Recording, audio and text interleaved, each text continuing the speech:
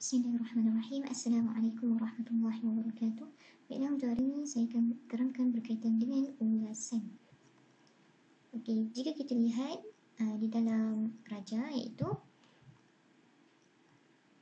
baiklah saya bacakan arahan. Lihat raja di bawah dengan teliti. Berdasarkan maklumat yang diberi dalam raja di bawah, tulis sebuah ulasan yang panjangnya antara 80 hingga 100 patah perkataan. Okey, di sini kita dapat lihat satu rajah iaitu berkaitan dengan punca kemalangan jalan raya. Dan di dalam rajah tersebut ada 4 isi utama. Okey, baiklah, kita kenal pasti di sini bahawa rajah yang terdapat dalam arahan merupakan kata kunci. Kata kunci. Okey. Seterusnya, isi utama yang bernombor 1, 2, 3 dan 4 itu merupakan isi tersurat, dan punca kemalangan jalan raya merupakan topik utama yang kita akan tulis dalam ulasan. Di sini saya sertakan contoh jawapan pertama. Okey, jika kita lihat di sini terdapat penanda wacana iaitu yang berwarna hijau.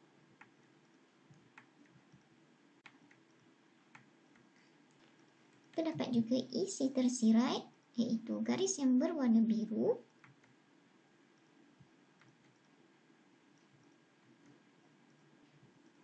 Manakala isi tersurat adalah tulisan yang berwarna merah. Di dalam contoh jawapan pertama ini ada beberapa kesilapan ataupun kesalahan yang dilakukan, iaitu tiada perenggan. Okay. Kesalahan yang pertama iaitu tiada perenggan.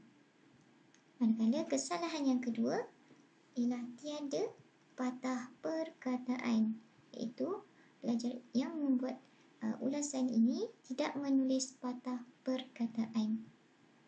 Okay, kita tengok kepada contoh jawapan yang kedua. Di sini terdapatnya perenggan dengan jarak 2 jari. Terdapat juga kata kunci dan terdapat juga topik utama iaitu punca utama kemalangan jalan raya. Okay, baiklah, di sini tulisan yang berwarna merah merupakan isi tersurat yang terdapat dalam rajah yang ditunjukkan pada awal tadi, iaitu kecuaian pemandu, kerosakan pada kenderaan, keadaan jalan raya yang tidak diselenggara dengan baik, dan kelemahan penguatkuasaan. Itu semua merupakan isi tersurat yang terdapat dalam rajah. Manakala isi tersirat ialah tulisan yang berwarna biru, iaitu kaitan. Manakala isi tersurat adalah tulisan yang berwarna biru. Baiklah, bagaimana kita hendak mencari isi tersirat? Baik. Baiklah, daripada isi tersurat, bagaimana kita hendak mencari isi tersirat? Caranya adalah seperti contoh yang terdapat dalam ulasan ini, iaitu daripada isi yang pertama iaitu kecuaian pemandu. Kita boleh menghasilkan isi tersirat dengan memberi contoh, iaitu terdapat pemandu yang memandu kenderaan sambil menggunakan telefon bimbit. Okey, jadi untuk isi yang pertama, isi tersurat yang pertama menggunakan isi tersirat secara contoh. Baiklah, di sini kita dapat lihat bahawa daripada isi tersurat yang pertama, kita dapat menghasilkan isi tersirat dengan menggunakan contoh. Okey, yang kedua, isi tersurat yang kedua iaitu kerosakan pada kenderaan.